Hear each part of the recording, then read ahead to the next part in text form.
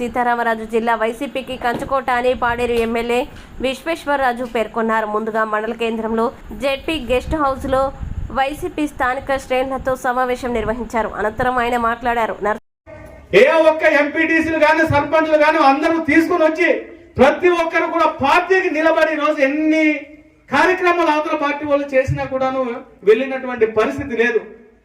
ఏదో ఒక అబద్ధాన్ని 10 సార్లు 10 మందికి చెప్పడం ద్వారా నిజం చేయాలనేటువంటి భ్రమలో ఉన్నటువంటి వాళ్ళు ఎవరైనా ఉంటే ఒక్కసారి కళ్ళు తెరవండి. ఈ కొయ్యూరు మండలం మాత్రమే నేను మాట్లాడుతూ ఉన్నాను. కొయ్యూరు మండలానికి సంబంధించినటువంటి నాయకులను ఎవరిని కూడా మార్చేటువంటి శక్తి మీ ప్రభుత్వాలకు లేదు అనేటువంటి విషయాన్ని సందర్భంగా నేను గుర్తు చేస్తా ఉన్నాను.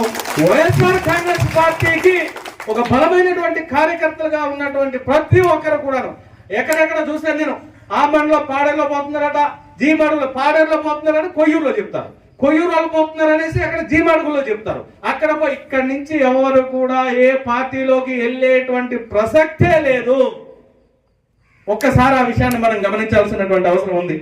ఎందుకు ఈ మాట అంటున్నానంటే కొయ్యూరు మండలానికి సంబంధించి మేమెక్కడ అసలు తక్కువగా ఉన్నాం?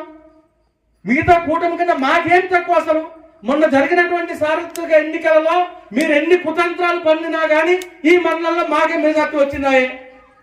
గతంలో జరిగినటువంటి ఎంపీడీసీ సర్పంచ్ ఎలక్షన్లలో 33 పంచాయతీలకు దాదాపు 25-26 సర్పంచులు మేము గెలిచినాయి.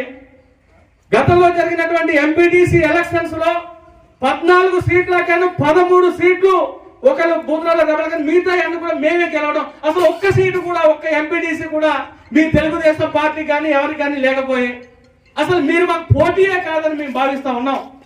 అసలు తెలుగుదేశం పార్టీ కొయ్యూరు మండలంలో వైఎస్ఆర్ కాంగ్రెస్ పార్టీకి ఏ మాత్రం పోటీ కాదు అనేటువంటి విషయాన్ని ఈ సందర్భంగా మీకు గుర్తు చేస్తా ఉన్నాను. ధైర్యం చెప్పాలి, భరోసాని ఇవ్వాలని. దానికి ముందు నేను మీకు ఏదైతే ఎన్నికల ముందు మీకు ఒక మాట చెప్పాను, అందరి నాయకులతో మనం కలిసి మాట్లాడుకున్నప్పుడు నేను ఎమ్మెల్యేనైతే మీరందరూ కూడా ఎమ్మెల్యేలే అనే మాట చెప్పడం జరిగింది గతంలో. ఆ మాట ఎందుకన్నానంటే నా దగ్గరకు వచ్చిన ప్రతి సమస్యని, మీరు చెప్పిన ప్రతి సమస్యను కూడా పరిష్కారం చేయడానికి వెంటనే పరిష్కారం చేయడానికి నేను ముందుకు వెళ్తుంటాను.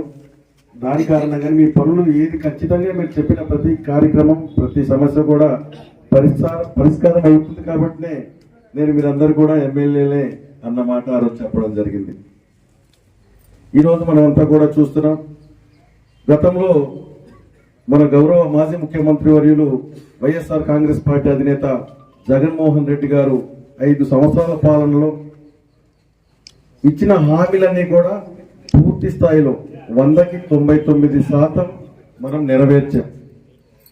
అందులో భాగంగానే తర్వాత జరిగినటువంటి సార్వత్రిక ఎన్నికల్లో మనం ఆ గతంలో అమలు చేసినటువంటి నవరత్నాలతో పాటు మరికొన్ని ప్రవేశపెట్టి మనం ప్రజల ముందుకు తీసుకెళ్లడం జరిగింది. అయితే ఇప్పుడు అధికారంలోకి వచ్చినటువంటి కూటమి ప్రభుత్వం చేతకాని అంటే అమలుకి కూడా సాధ్యం కానటువంటి హామీలు, సూపర్ 6ల పేరుతో అనేక రకమైనటువంటి హామీలు ఇచ్చి ఆ హామీలన్నీ కూడా నెరవేర్చడానికి ఈరోజు భయం వేస్తుంది అని చెప్పేసి ఆ రోజు అసెంబ్లీలో చెప్పిన మాట ఆంధ్ర రాష్ట్ర ప్రజలందరినీ కూడా ఒక ఆశ్చర్యపడేలా ఆ రోజు మాట మాట్లాడడం జరిగింది. గబ్బడ రెవెన్యూలో ఉన్న ఇసుక యార్డ్లో ఉన్న ఇసుకని వెంటనే ప్రజలు అందుబాటులో ఉంచాలని మాజీ ఎమ్మెల్యే గణేష్ ఉమాశంకర్ విజ్ఞప్తి చేశారు. ఈ మేరకు ఆయన మాట్లాడుతూ భవన నిర్మాణానికి సంబంధించి ఇసుక ప్రతి ఒక్కరికి కూడా అందుబాటులో ఉండే విధంగా మరి ఇసుక యార్డులను పెట్టడం జరిగింది. అందులో భాగంగానే నర్సీపట్నంలో మరి గబ్బాడ ప్రాంతంలో కూడా ఒక ఇసుక స్టాక్ పాయింట్ పెట్టడం జరిగింది. అయితే కొత్త ప్రభుత్వం వచ్చిన తర్వాత కొన్ని వేల టన్నులు ఇసుక అక్కడే ఉండడం జరిగింది. మేము తర్వాత అధికారిని కూడా కోరాం. మరి ఇన్ఫర్మేషన్ యాక్ట్లో గౌరవ ఏడీ మహేశ్వరిని కూడా అక్కడ ఎన్ని వేల టన్నులు ఉందని కూడా మరి అడగడం జరిగింది. మరి దానికి ఇంతవరకు కూడా రిప్లై కూడా రాలేదు. అయితే మేము మరి మీ ద్వారా మరి గౌరవ జిల్లా కలెక్టర్ గారిని కోరేది ఏంటంటే ఈరోజు నర్సీపట్నంలో వేలాది మందిగా భవన నిర్మాణ కార్మికులు మీరు ఇసుక లేకపోవడం వల్ల చాలా ఇబ్బంది పడుతున్నారు. చాలా మంది బిల్డింగ్లు కట్టుకోవాలన్నా సరే మీరు ఇసుక లేకపోవడం వల్ల చాలా ఇబ్బంది పడుతున్నారు. అయితే మేము కోరేది ఏంటంటే ఈరోజు ఈ మా ప్రాంతంలో ప్రతి ఒక్కరు కూడా ఏదైతే కొత్త ప్రభుత్వం వస్తుంది, కొత్త ప్రభుత్వం రాగానే మరి ఉచితంగా ఇసుక ఇస్తారని చెప్పి ప్రజలందరూ కూడా ఎదురు చూస్తున్నారు. కాబట్టి మరి మీద గౌరవ కలెక్టర్ గారిని కూడా కోరుతున్నాను. మరి లెటర్ కూడా ఇప్పటికే మరి పంపించడం జరిగింది, లెటర్ను ఇప్పుడు పంపించడం జరిగింది. అయితే ఒక్క విషయం ఏంటంటే ఈరోజు కలెక్టర్ గారిని కోరేది ఏంటంటే ఏదైతే మా గబ్బాడ ప్రాంతంలో ఇసుక యార్డు ఉందో మరి దాని యార్డులో ఉన్న ఇసుకను తగు ఎంక్వైరీ చేసి నియమ నిబంధనల ప్రకారం మరి కొత్త ప్రభుత్వం ఏదైతే హామీ ఇచ్చిందో మరి ఉచితంగా ఇసుక ఇస్తారని చెప్పి దాని ప్రకారం మా ప్రాంత ప్రజలకు మరి ఉచితంగా ఇసుక అందించాలని చెప్పి మరి గౌరవ కలెక్టర్ గారిని కోరుతున్నాను. మరి తొందరలోనే మరి ఆ కార్యక్రమం చేయాలని చెప్పి మరి సందర్భంగా తెలుపుతుంది. ఎందుకంటే ఈరోజు చాలా మంది మరి ఇబ్బంది పడుతున్నారు. మరి చాలా మంది ఇసుక లేక చాలా ఇబ్బందులు పడుతున్నారు. ఎందుకంటే వేలాది మందిగా భవన కార్మికులు ఉన్నారు, చాలా మంది బిల్డింగ్లు కట్టుకోవడం సరే ఇసుక దొరకని పరిస్థితులు ఉన్నారు. కనుక దయచేసి మరి కలెక్టర్ గారు వెంటనే దీని మీద చర్యలు తీసుకుని వెంటనే ఉచితంగా మరి నియమ నిబంధనలకు అనుసరించి ఆ యార్డులో తీసుకుని తగు చర్య ఎంక్వైరీ చేసి చేయాల్సిందిగా మీ ద్వారా కోరుతూ మరి లేని పక్షంలో మేము మరి హైకోర్టు వారిని కూడా ఆశ్రయిస్తామని చెప్పి ఈ సందర్భంగా తెలియపరుస్తూ మరి ఎట్టి బస్సులు కూడా కలెక్టర్ గారిపై నమ్మకం ఉంది. మరి వెంటనే తొందరలోనే మరి దీనిపై మరి ఎంక్వైరీ చేసి మరి ఫ్రీ ఇసుక అన్నది కనుక మరి కొత్త ప్రభుత్వం దాన్ని ఫ్రీగా మరి ఇసుకని ఈ ప్రాంత ప్రజలకు ఇవ్వాలని చెప్పి మనస్ఫూర్తి కోరుతాను. నమస్కారం. 2న గాంధీ జయంతికి వడ్డాది హై స్కూల్ ఏర్పాటు చేసిన క్యాంపును జయప్రదం చేయాలని ఏపీ స్పీకర్ అయ్యన్న పాత్రుడు పిలుపునిచ్చారు. శుక్రవారం సంబంధిత పోస్టర్లని ఆయన ఆవిష్కరించారు. చాలా మంది రక్తం దొరక్క చాలా మంది ఇబ్బంది పడుతున్నారు. అంచేత అందరూ కూడా రక్తదాన కార్యక్రమాలు పెట్టడం చాలా పుణ్యమైన కార్యక్రమం.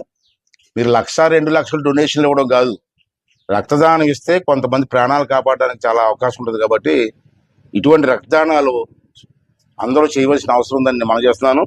అలాగే వడ్డాదిలో మరి రేపు చేస్తున్నటువంటి రక్తదాన కార్యక్రమాల్లో స్వచ్ఛందంగా రండి. రక్తదానం ప్రాణదానంతో సమానం, మనం వింటూ ఉంటాం. అంచేత అందరూ వచ్చి ఈ కార్యక్రమంలో పాల్గొనండి. మరి ఏమనుకోకపోతే ఒక రిక్వెస్ట్ ఏంటంటే మీరు రక్తదానం ఇచ్చేవాళ్ళు రాత్రి మాత్రం బ్రాంతి మందు తాగొద్దండి. మందు తాగితే మీ రక్తం పనిచేయదు, మీరు ఇచ్చినా సుఖం లేదు. అంచేత ఒక్కరోజు మందు మానేసి వడ్డాది వెళ్ళి ఎక్కువ మంది పాల్గొని మీరు రక్తం ఇస్తే ఎంతో మంది ప్రాణాలు కాపాడడం వల్ల అవుతారు. అంచేత అందరూ కూడా ఈ రక్తదాన కార్యక్రమం విజయవంతం చేయవలసిందిగా కోరుకుంటూ, అలాగే ఈ కార్యక్రమాన్ని చేస్తున్నటువంటి అక్కడ ఉన్న నాయకులకి, ముఖ్యంగా మన తాతయ్య బాబు గారు, మన పార్టీ ప్రెసిడెంట్ గారు, ఈ ఆధ్వర్యంలో జరుగుతుంది, అందరూ సహకరిస్తున్నారు. కాబట్టి ఈ రక్తదాన కార్యక్రమాన్ని విజయవంతం చేయవలసింది. పెందుర్తి మండలం కృష్ణానగర్ ప్రాంతంలో అభివృద్ధి పనులకు శుక్రవారం ఎమ్మెల్యే రమేష్ బాబు శంకుస్థాపన చేశారు. 31 లక్షలతో హోమియోపతి హాస్పిటల్ ని కొత్తగా నిర్మిస్తున్నట్లు పేర్కొన్నారు. కృష్ణానగర్లో ఒక సీసీ రోడ్డు డ్రైను 11,14,000తో, అలాగే హోమియోపతి హాస్పిటల్ మా చిరకాల ఆకాంక్ష. గతంలోనే ఇక్కడ ఎమ్మెల్యే పనిచేసినప్పుడు కూడా అప్పుడే శిథిలావస్థలోకి వచ్చిన ఈ హోమియో హాస్పిటల్ని పెద్ద ఎత్తున డిస్మాంటిల్ చేసి పెద్ద ఎత్తున మోడల్గా కట్టాలని అప్పటి నుంచి మేము అనుకుంటా ఉన్నాం. మా కన్నయ్య గారు కార్పొరేటర్గా ఆయన కృషితో దాని 31,55,000 ఈ రోజున పూజ చేసుకున్నాం. 4 రోజులు కూడా మొదలవుతుంది. +1 పెద్ద హాస్పిటల్ కట్టి అన్ని వసతులతో హోమియోపతి హాస్పిటల్లో నాణ్యంగా మెరుగ్గా పనిచేస్తున్నది. ఇది తప్పకుండా దీని ఆధునీకరణ జరగటం అనేది, ఇంకొక ఫ్లోర్ కూడా తీసుకురావటం అనేది మా అన్నాన్ని మనస్ఫూర్తిగా అభినందిస్తూ, మరి ఈ రోడ్డు సీసీ రోడ్డు డ్రైన్ కూడా పెడుతున్నాం. కాబట్టి ఈ 2 పనులు కలిపి 42,69,000 ఖర్చు అవుతా ఉంది. మనస్ఫూర్తిగా కన్నాన్ని అభినందిస్తూ, ఇంకా ఈ 93వ వార్డులో కొన్ని పనులు పెట్టాం. మొన్ననే కమిషనర్ గారిని కలిసి కన్నా నేను పర్యటించి ఏవైతే ప్రజలకు ఎలక్షన్లో వాగ్దానాలు చేశామో అన్నీ కూడా కమిషనర్కి ఇచ్చాం. విజయవాడ నుంచి మొన్న వచ్చుంటారు వర్షాలకు, విజయవాడలో ఆయన వరదలకు డ్యూటీకి వెళ్ళారు. రాగానే ఆయన కూడా శాంక్షన్ ఇస్తానని చెప్పి వాళ్ళు మాకు ఇచ్చారు. రేపు ఎల్లుండి కూర్చుని అవి కూడా 93వ వార్డులో ఇంకా మిగిలిపోయిన అన్ని పనులు కూడా త్వరిత పూర్తి చేస్తామని చెప్పి మీ ద్వారానే మాట్లాడారు.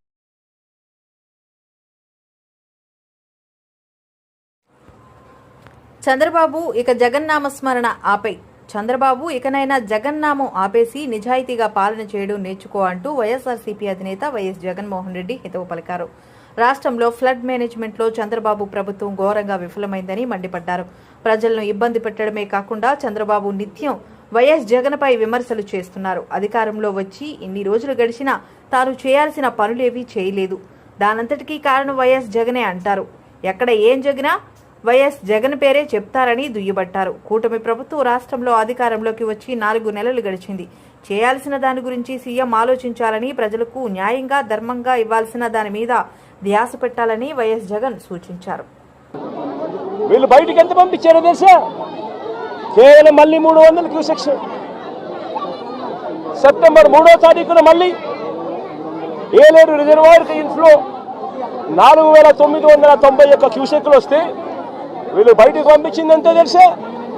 కేవలం మళ్ళీ 300 క్యూసెక్లు మాత్రమే. సెప్టెంబర్ 4వ తారీఖున 5045 క్యూసెక్లు వస్తే వీళ్ళు బయటకు పంపించింది కేవలం 300 క్యూసెక్లు.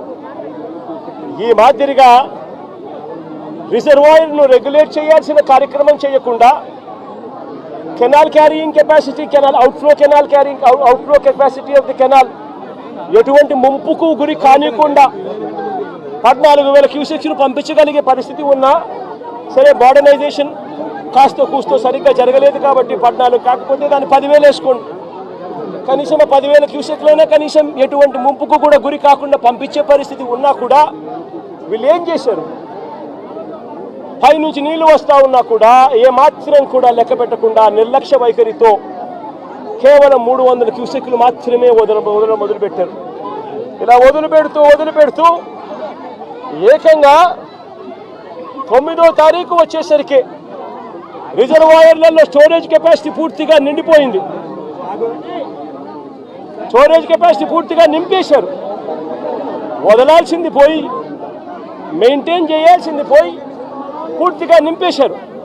నింపేసరికి 9వ తారీఖున 45,335 క్యూసెక్లు నీళ్లు ఏలేరు రిజర్వాయర్కి ఇన్ఫ్లో వస్తే వీళ్ళు గత్యంతరం లేక రిజర్వాయర్ కెపాసిటీ పూర్తిగా నిండిపోయింది కాబట్టి కిందికి 21,500 క్యూసెక్లు కిందికి నీళ్ళు వదిలేశారు. మరుసటి రోజు సెప్టెంబర్ 10వ తారీఖున 26,134 క్యూసెక్లు నీళ్లు ఏలేరు రిజర్వాయర్కి వస్తే ఏకంగా 27,275 క్యూసెక్లు నీళ్లు కిందికి వదిలేశారు. నేను అడుగుతా ఉన్నా మిమ్మల్ని, ఇది మ్యాన్ మేడ్ ఫ్లడ్ కాకపోతే ఏమిటయ్యా అని చెప్పి. నేను చెప్పేటివన్నీ కూడా వాస్తవాలు. మీ ఏలేరు రిజర్వాయర్ నుంచి వచ్చిన డేటా ఇది.